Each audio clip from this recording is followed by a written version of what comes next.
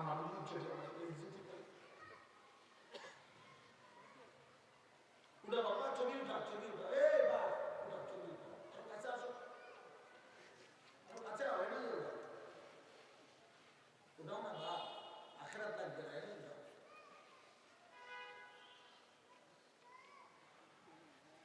নবীজি তখন ভাবতেছিলেন এই কথা, হায় ইদা আইনা মুস্তাদিফা, কাঁদতেছিলেন, অজরে কাঁদতেছিলেন। ইবনে মাসউদ বলেন, কোরআনের এই আয়াত শুনে নবী কাঁদতেছিলেন, আহা আমার উম্মত যদি আমার বেইজ্জতি করে, আমার বড় মাথাটা যদি ছোট করে দেয়, আল্লাহ যদি একবার বলে, বন্ধু শ্রেষ্ঠ নবী, শ্রেষ্ঠ উম্মত, কুনতুম খায়রা উম্মাতিন, এটা মনে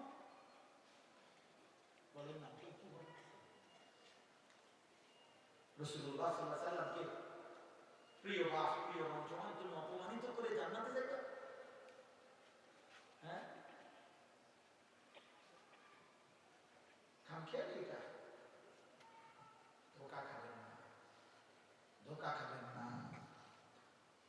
পুরা জিন্দেগি, পুরা জীবন রাসূলুল্লাহ সাল্লাল্লাহু আলাইহি ওয়াসাল্লাম একটা একটা সুন্নাত বুঝাই দিতেন। খামখেয়ালি করে, খামখেয়ালি, কেউ কারো টানাটানি থাকে না। আমি তো একটা মুক্ত করতে বলি, সারা দেশের আউলিয়া, বুজুর্গ, পীর, মাশায়েখ, এই আল্লাহ বলি, আপনি আপনার খানকা নিয়ে থাকেন, আপনি আপনার অনুসারী নিয়ে থাকেন, আপনারা আপনাদের দরবারে নিয়ে থাকেন, কোনো আপত্তি নাই। শুধু আপনার অনুসারীকে, মুরিদকে রাসূলুল্লাহ সাল্লাল্লাহু আলাইহি ওয়াসাল্লামের সুন্নাত অনুসরণ থেকে বিমুখ করেন না, তারে ধোঁকা দিয়েন না, তারে ধোঁকা দিয়েন না, তারে ধোঁকা দিয়েন না। নিজের কতটা খাবারের জন্য, নিজের একটা বিল্ডিং এর জন্য, দুনিয়ার জন্য কোন অনুসারীকে, কোন মুরিদকে রাসূলুল্লাহ সাল্লাল্লাহু আলাইহি ওয়াসাল্লামের সুন্নাত অনুসরণ থেকে মাহরুম করবেন না। ভালোবাসার নামে ধোঁকা দিয়েন না। নবীর ভালোবাসা নবীর অনুসরণের মাধ্যমে হয়। অনুসরণ বিহীন, ইত্তেবা বিহীন, আনুগত্য বিহীন খোদার কসম ভালোবাসা হয় না, হয় না, হয় না, হয় না। অনুসরণ বিহীন রাসূলুল্লাহর ভালোবাসা হয় না। ধোঁকা, ধোঁকা, ধোঁকা, ধোঁকা, ধোঁকা। সুন্নাত বুঝাই দিতে হবে বেটা। আমি আমনে জায়গাতে আমি ওর সবের মুরিদ বানাই না, ঠিক আছে বইলা আমি কুমিল্লা নিই, হ্যাঁ আমার কাম নেই, আমি মশাই করতে ইচ্ছা আমার কাম নেই, আমার কুমিল্লা মানুষের অভাব করতাম না। হ্যাঁ, কথা বলেন না কেন? আমি এই জন্য আসছি নাকি তা যে ভাই আপনারা সবাই 30 জন করে করে একটা পিকআপে ওঠেন, আল্লাহর রহমতে এখনই আমাদের গাড়ি আশা করি ছেড়ে দিব একটার ভিতরে। এই নি কথা বলেন না কেন? তো টানাটানি কি আছে? কিন্তু ধোকা দিবেন কেন? নিজ নিজ অনুসারে আপনি বোঝেন না, আপনার অনুসারী যে সুন্নাত মানে না, আপনার এই কেমন অনুসারী 30 বছরে আল্লাহ কোরআনটা শুদ্ধ করতে পারে না? এমনের মুরিদ না? এই আমার কেমন মুরিদ? আমাদের 60 বছরের মুরিদ এখনো বিড়ি সিগারেট খায়, কথা বলেন না? এখনো মিসওয়াক করতে শিখে নাই। মিসওয়াক এটা কওমি মাদ্রাসার হুজুর আমল নাকি? কথা বলেন না কেন? এটা রাসূলুল্লাহ সাল্লাল্লাহু আলাইহি ওয়াসাল্লামের সুন্নাত না কওমি হুজুর সুন্নাত? তাই না, হেরা করছে এটা আমি করতেন না, এটা তো কথা না। এরাও তো ফাঙ্গাস খায়, আমিও তো ফাঙ্গাস খাই, এরা তো তেলাপিয়া মাছ খায়, আমিও তো কিনি। অত বিভাজনের কি দরকার? সকলেই যার যার জায়গায় নিজ নিজ অনুসারীকে রাসূলুল্লাহ সাল্লাল্লাহু আলাইহি ওয়াসাল্লামের সুন্নাতের উপর চলে। আল্লাহকে চিনো, আল্লাহ আমাদেরকে তৌফিক দান করে, আল্লাহ আমাদেরকে কবুল করে। আমার বাপ কোনোভাবে আখিরাত নিয়ে ধোঁকা খাবে না। দোস্ত, দুনিয়া চলে যায়, কাটিলেও দুনিয়া শেষ, সিটিলেও দুনিয়া শেষ। প্রতি রাত ভোর হয়ে যাবে আব্বা, বাসর রাতও ভোর হয়, ফাঁসির রাতও ভোর হয়। সুখের দুনিয়া শেষ হবে, দুঃখের দুনিয়াও শেষ হবে।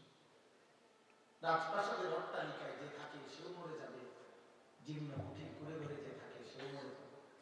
জীবনে যে কোনোদিন সুখ দেখে নেন তারও মৃত্যু হবে, জীবনে যে কোনোদিন দুঃখ দেখে নেন তারও মৃত্যু হবে।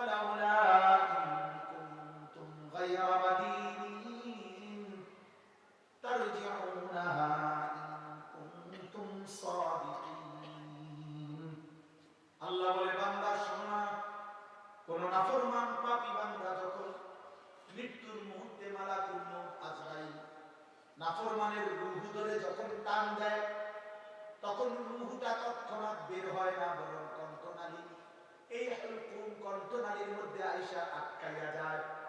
নাফরমান তখন ছটফট করতে থাকে মৃত্যুর যন্ত্রণায়।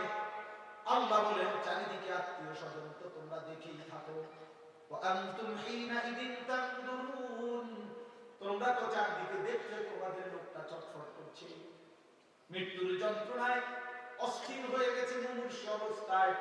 ওয়া নাহনু আকরাবু ইলাইহি মিনকুম ওয়ালাকিন লা তুবসিরুন, আল্লাহ বলে, বান্দা শোনো, এখন তো আমি এখানে আছি, যদিও তোমরা দেখছো না, আমিও তো আছি, তোমরা আত্মীয়রাও আছো, আর লোকটা তো তোমাদেরই।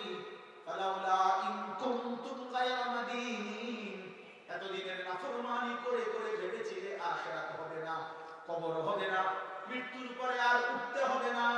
যদি এটাই ঠিক হয়ে থাকে, তারজিউনাহা ইন কুনতুম সাদিকিন, যদি তোমাদের কথাই সত্য হয়, তোমাদের এই মুমূর্ষু লোকটার রূহটা কণ্ঠনালী থেকে তার আগের জায়গায় ফিরিয়ে দাও না,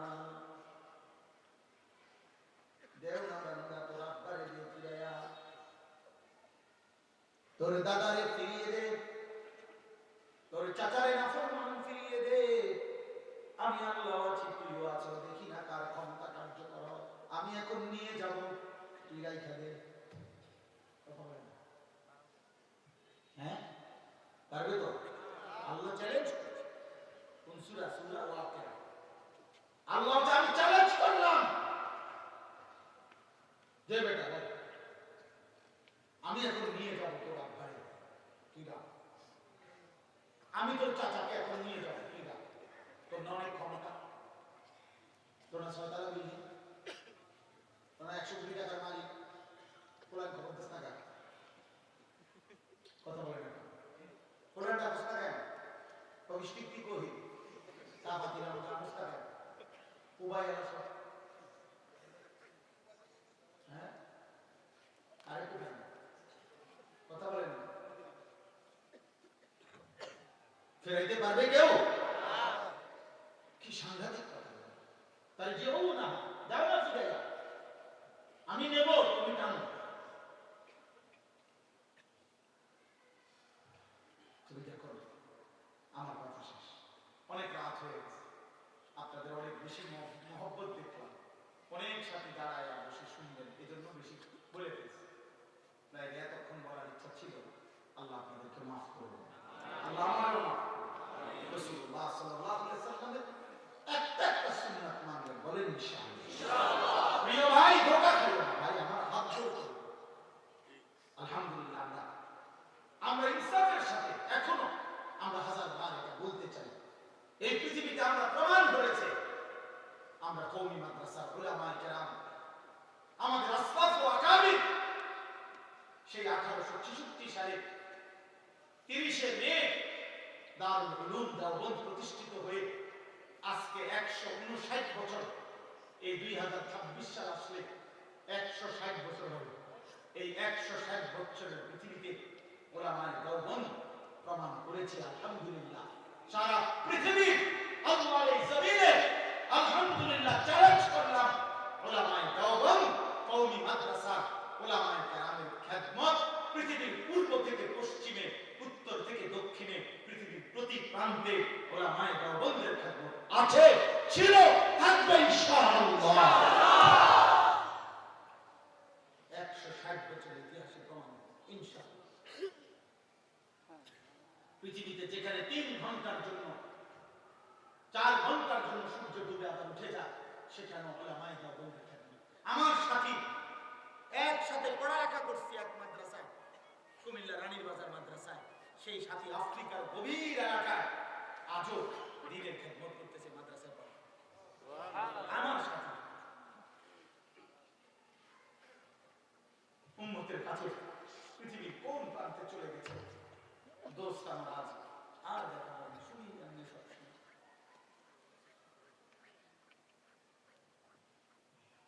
আলহামদুলিল্লাহ, এজন্য আলহামদুলিল্লাহ আমরা বলে তো অন্যদেরটা, অন্য আপনাদেরটা অন্য করিব, আমি করতাম না। কথা বলেন না, আমি যদি বলে আর কেউ কিছু করে না, আমি কি কইছি না আর কেউ কিছু করে না, আমি বলছি। কথা বলেন না, তা আমারটা আমি বলতে অসুবিধা আছে? তা আমারটা আমি করবেন অসুবিধা? আমরা যাদের অনুসারী, আমরা আমাদের অনুসারী, আমাদের এই বাংলাদেশ, আলহামদুলিল্লাহ বাংলাদেশের এই জমিন বারবার দেখছে আলহামদুলিল্লাহ।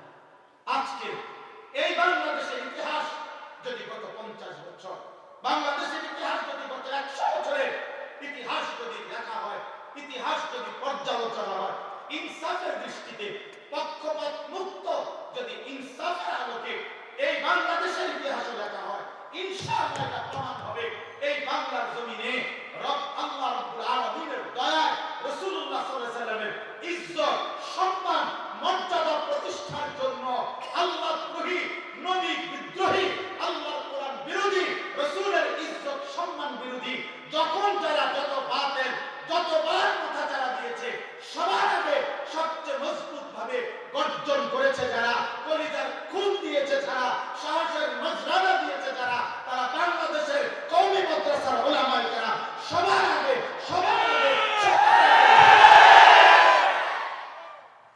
চলো পরীক্ষা হোক, চলো এই মাটি বলবে ইনশাআল্লাহ,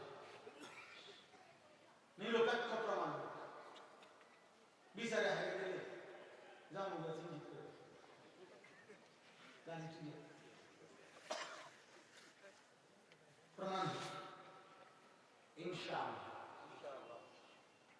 এক আমিরে হেফাজত, এই বাংলার মুজাহিদ আজম, এই বাংলার সিংহ শার্দুল, যেদিন বৃদ্ধের ভারে দুর্বল ছিলেন, বয়সের ভারে অসুস্থ ছিলেন, সেই শেখুল ইসলাম আল্লামা শাহ আহমদ শফি রাহমাতুল্লাহ আলাইহি, তখন তো 2013 সালে এত ব্যাপক ফেসবুক ছিল না, এত ব্যাপক ইউটিউব ছিল না, উনি তো ব্যাপকভাবে এরকম কোনো ভাইরাল বক্তা ছিলেন না, কিন্তু এক নিভৃত কোণা থেকে হেফাজতে ইসলামের ব্যানারে আল্লাহ রাসূলের ইজ্জতের জন্য দেশবাসীকে ডাক দিয়েছিলেন।